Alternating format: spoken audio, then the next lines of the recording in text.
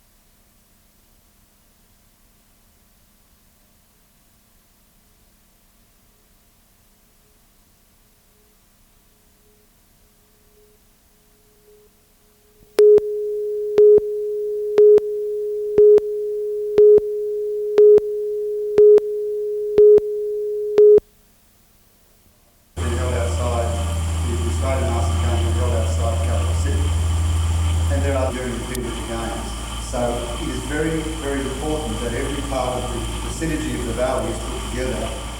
The 8th Australian Masters Games are actually bigger than the Olympics in terms of the number of competitors, so it involves something like nearly 50 sports at over 70 venues right throughout the Hunter region.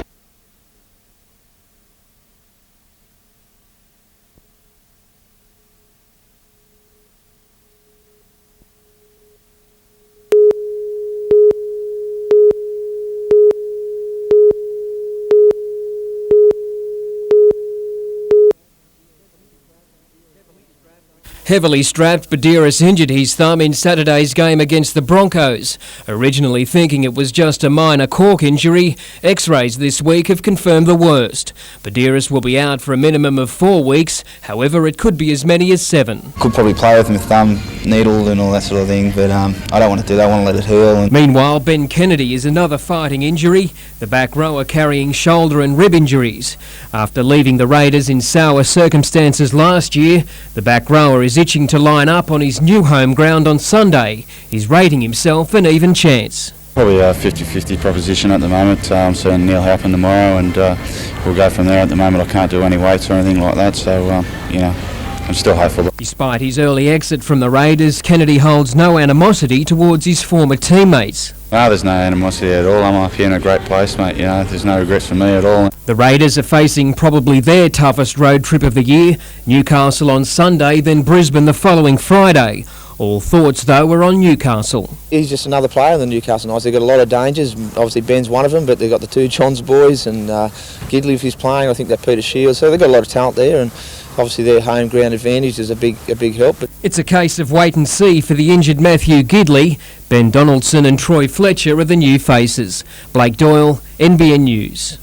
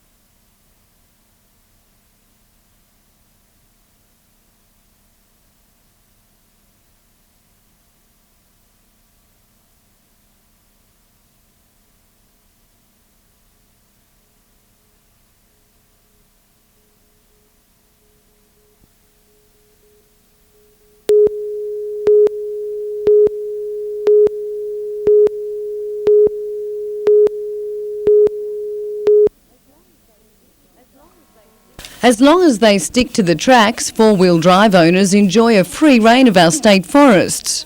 So there was some confusion surrounding the government's announcement that different areas will be formally designated as recreational. I think it'd be a bit of a letdown because they've allocated an area which we can already access. If they were allocating national parks areas which we've got limited access to, I think it'd be a better benefit for the public. The state government has formally set aside 300,000 hectares of North Coast forest. The areas will be classified using different zones, ranging from protected floral reserves to four-wheel drive areas. If people want to walk their dog, ride a horse, ride a motorcycle or drive a four-wheel drive, then they will clearly know what areas of state forest that they can go into and undertake those activities. Even though these areas will be protected from logging, conservation groups want the government to go a step further. What we'd like to see is a comprehensive management plan for the area, looking into the effects of four-wheel driving on the area, looking at a sufficient flora and fauna survey too. Signs will be erected to formally identify the recreational zones under the agreement. Vanessa Spark, NBN News.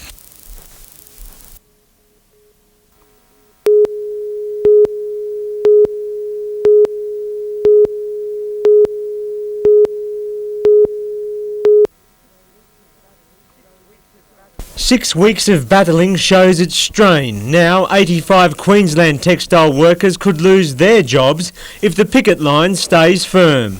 This non-delivery of fabric is crippling our company. $100,000 from the sale of material used to make firemen's uniforms was to be kept safe for workers in a trust fund, but opinions were divided. What about other customers with material behind locked gates? And the all-or-nothing stand that has won so much for these workers owed $11.2 million. We made a decision on Monday for everything not to go off the place until that deed's signed. As far as I'm concerned, that's the way it stays. Yes. How about we wait here all day till we get in touch with John Starr today and he tells us that deal's been signed.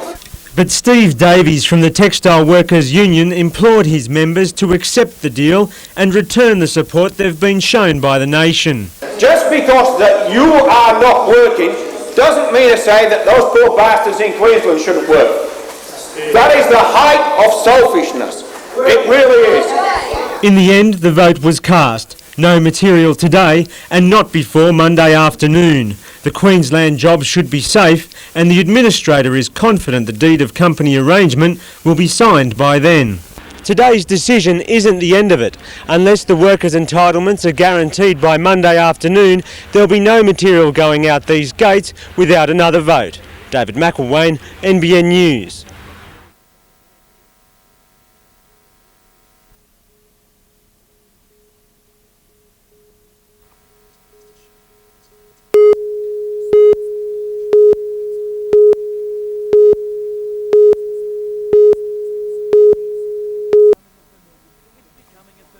It's becoming a familiar story for coach Warren Ryan these days, having to wait until the 11th hour before knowing just who'll make up his side on game day.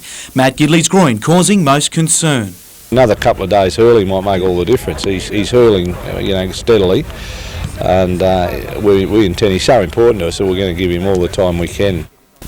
Lenny Beckett is on standby to play on the wing while Tamana Tahu will slot into the centres should Gidley be ruled out. With Danny Badeiras out for at least a few weeks, Sean Rudder will get a run-on start in the hooking role after a week off himself through injury. He assures me he's really trained hard and that he'll be pretty right. He'll just need a blow somewhere during each half. It'd be good to still work out that fitness and, hopefully if I go well enough on the weekend, Warren might keep me there for the next couple of games. Captain Tony Butterfield has a slight Achilles problem while Ben Kennedy will take pain-killing injections for his injured shoulder to line up against his old club. He's pretty keen to play against Canberra. He probably more than anybody wants to play against them and wants to beat them, and he probably wouldn't get as much enjoyment if he wasn't part of it. The Raiders will start a week-long road trip with the Broncos, the next stop after Sunday. The Green Machine trying new things to change poor away form. We're fully aware of that. There's no point in really harping about it, I guess, with the players because they know our form away hasn't been good.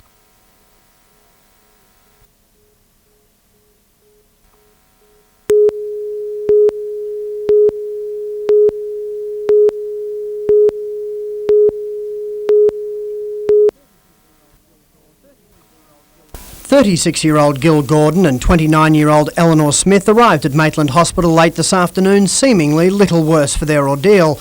Tonight, Mr Gordon is said to be resting comfortably, and after a hot shower, Ms Smith was allowed to go home.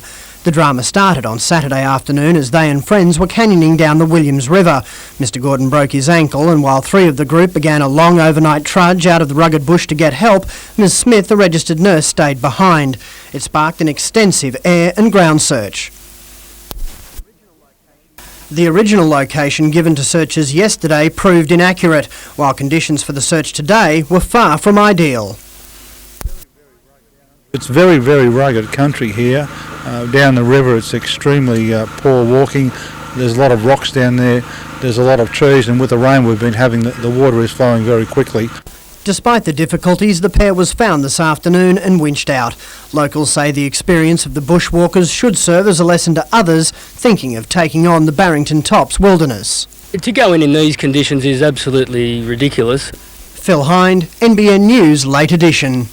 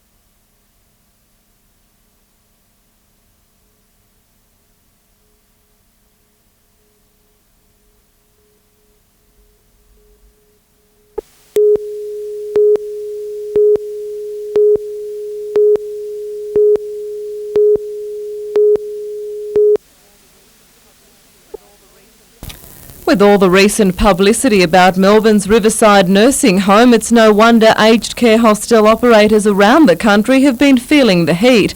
The Hunter is no exception, but today at least the news was good for the owners of the Fredleen Hostel at Burrigal.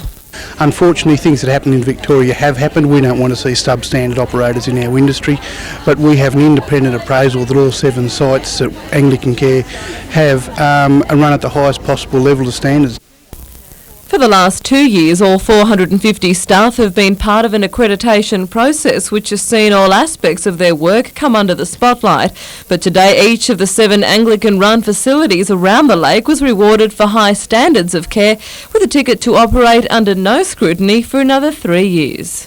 They feel that they've been unfairly besmirched by things that have happened outside of this state, and we just have to keep on doing exactly what we do, even better. Helen Kapalos, NBN News.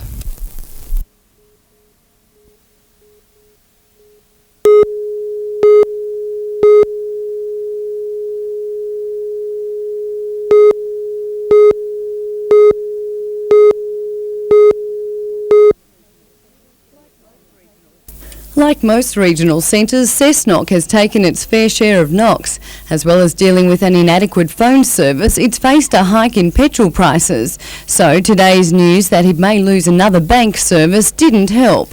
We're losing a lot here in the town, so yeah, I'd like to see them stay. I don't think it's fair for anyone when the services are cut, not at all. Under the terms of the proposed deal, any towns with both a Commonwealth and Colonial Bank will be left with one outlet used by both services. Although Colonial refused to confirm that it will close its Cessnock branch, which employs 6 people, it did admit that it won't be renewing its 10-year lease in Vincent Street. You cannot keep kicking people without some adverse reaction, and we've all had enough. We want to be looked after a little bit more. Meanwhile, one region that is weathering the cutback in services is the Hunter Vineyards. Investment is continuing across the area. Along Broke Road, the final stages of an $80 million development is underway. It's Sydney investors confident they'll reap major financial benefits.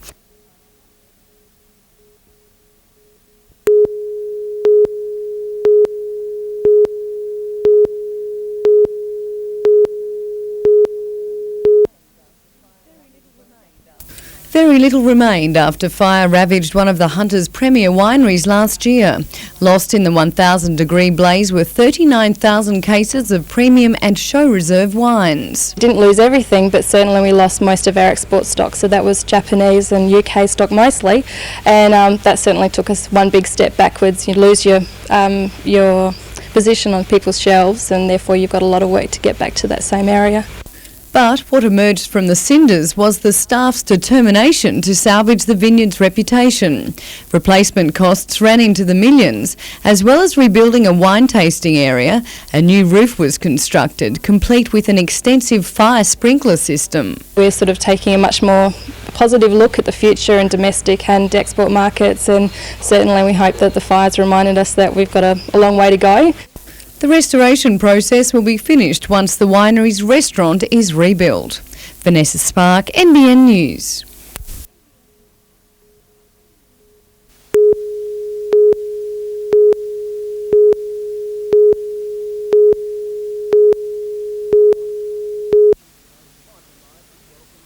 Michael Knight was welcomed with open arms by the Hunter Olympic Business Task Force, and he came bearing good news. And there is no doubt that of all the regions in Australia, the most successful has been the Hunter when it comes to leveraging the economic benefits of the Games.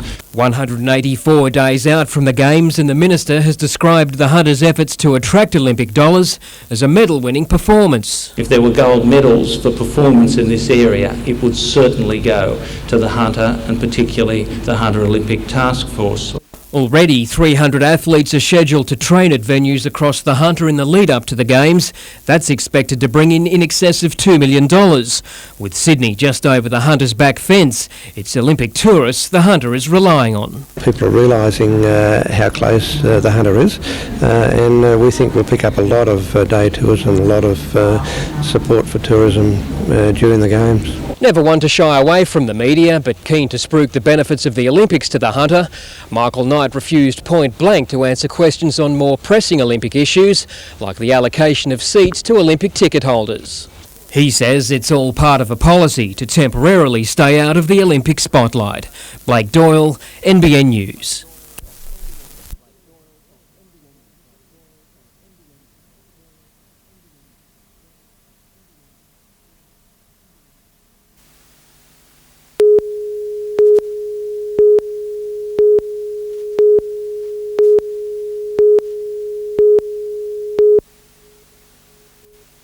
A quick look at the surf in Newcastle made Nobby's the only place to hold the Indigenous Classic.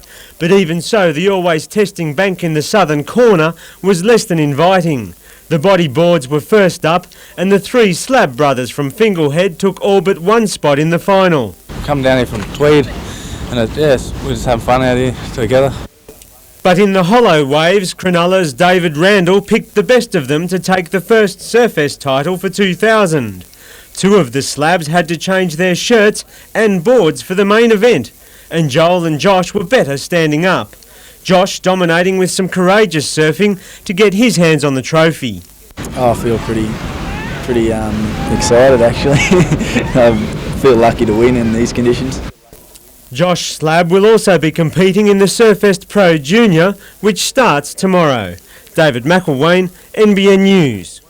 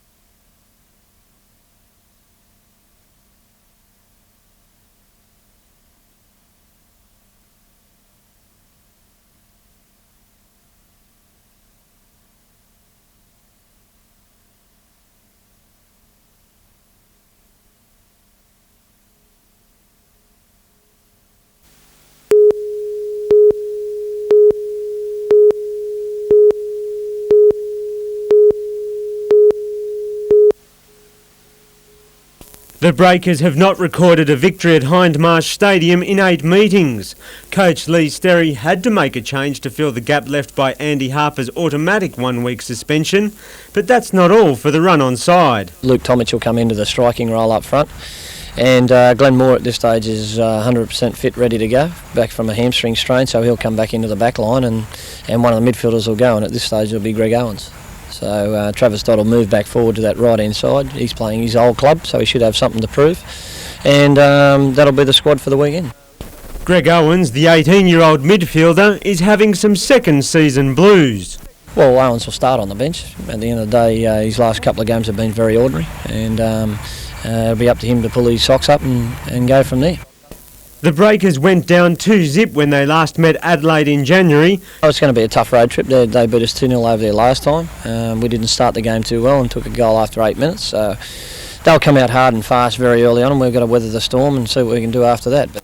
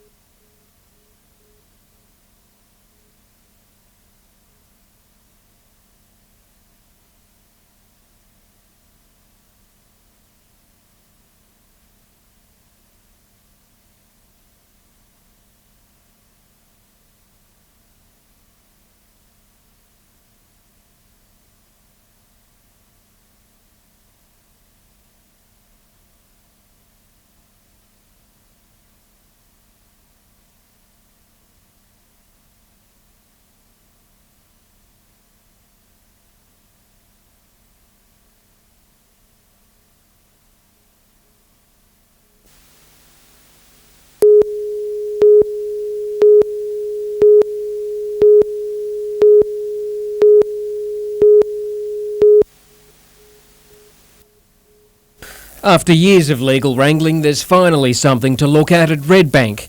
The power station is halfway through a 2-year construction phase. In an Australian first, Redbank will convert coal tailings into electricity. Tailings are a waste product of coal mining, whose disposal often causes environmental controversy. This is the first time it's been used of this size. These boilers are bigger than anywhere else in the world, and also it's the first time that dewatered coal tailing has been used in this way as the fuel source. 200 workers are building the plant, 50 will operate it. Energy from Redbank will go directly onto the national grid from March next year. It'll have the capacity to power a city of 100,000 people. 12 months before the power plant starts up, its owners are already looking at other sites to repeat the process across Australia and Asia. We think there are a number of opportunities in the Hunter Valley for this type of plant, and certainly elsewhere in Australia, and particularly in Queensland. Blake Doyle, NBN News.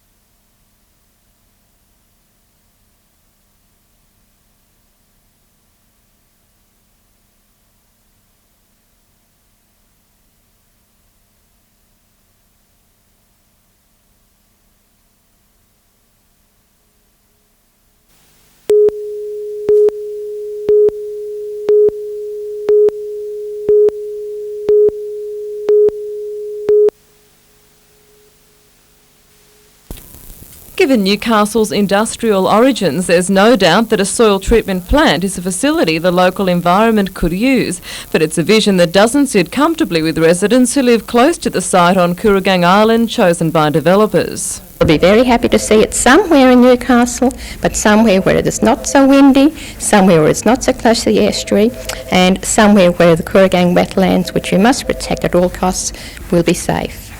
The joint proposal between Australian Defence Industries and Cleanaway targets several sites in need of remediation around the Hunter, and today the problems associated with the potentially toxic process were thrashed out between concerned residents, council and representatives from Greenpeace. Of particular concern was the environmental impact statement, which came under heavy scrutiny. The EIS appears to be fairly flimsy to me, but that's caused us to ask more questions. Council and residents will get a first-hand look at a similar treatment facility when they visit Homebush tomorrow. Helen Kapelos, NBN News.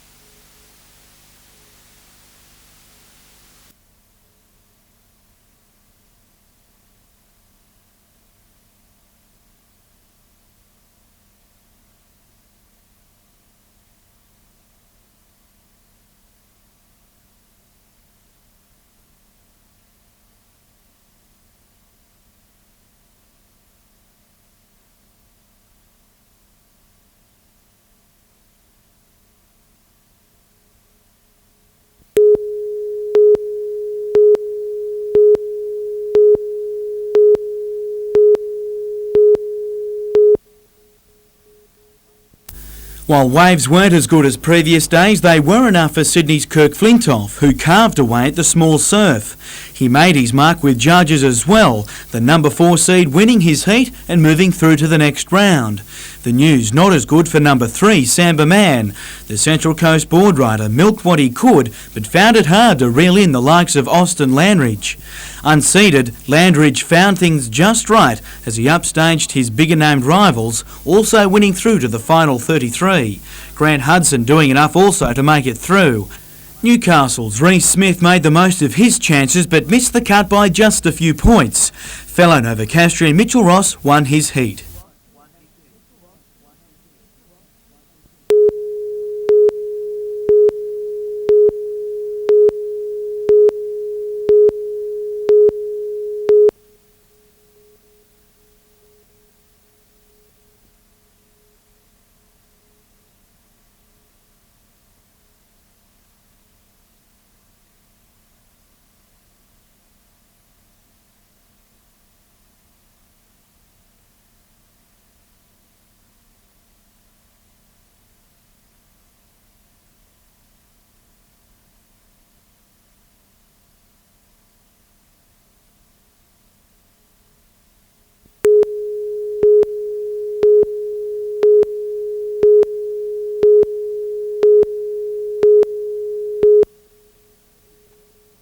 It's called Bike to Work Day, and this morning dozens of people mounted up to support the event.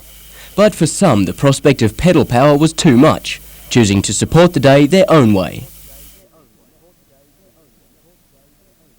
Newcastle Council plans to hold 2 Bike to Work days a year and expects support for the event to grow as people turn to the cheaper alternative for travel. But for those who insist on driving, the state government has funded a new mobile speed indicator in Newcastle, which allows drivers to monitor their own speed as they pass a camera. The radar is now set up in Bar Beach, but will move around to other local residential areas to help combat speeding in Newcastle.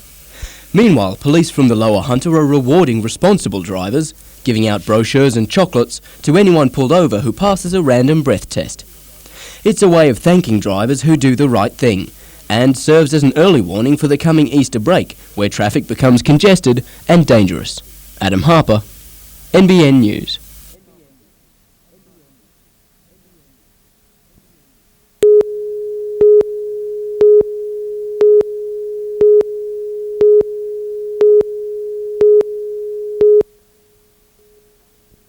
Today was supposed to be the day 352 sacked National Textiles workers were paid their promised entitlements. Once again, the deadline has been pushed back. There's a fair bit of disappointment. We're pretty much fed up with being thrown the dummy. $7.2 million is secure, the federal government responsible for just on $4 million. The only hold-up at the moment is that the Commonwealth officials are just checking off that they've got every bit of their entitlement, and I'm sure they'd want that check done. That'll be here next week. In the meantime, the textile workers who haven't seen a paycheck for 8 weeks are paying each other's bills. We've decided from the picket line fund to donate money to people that are doing it hard and that with bills and whatnot.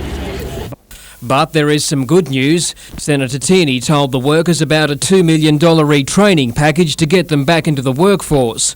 Around a third of the sacked workers will retire. Already 60 jobs have been offered at the new meatworks under construction just outside Singleton.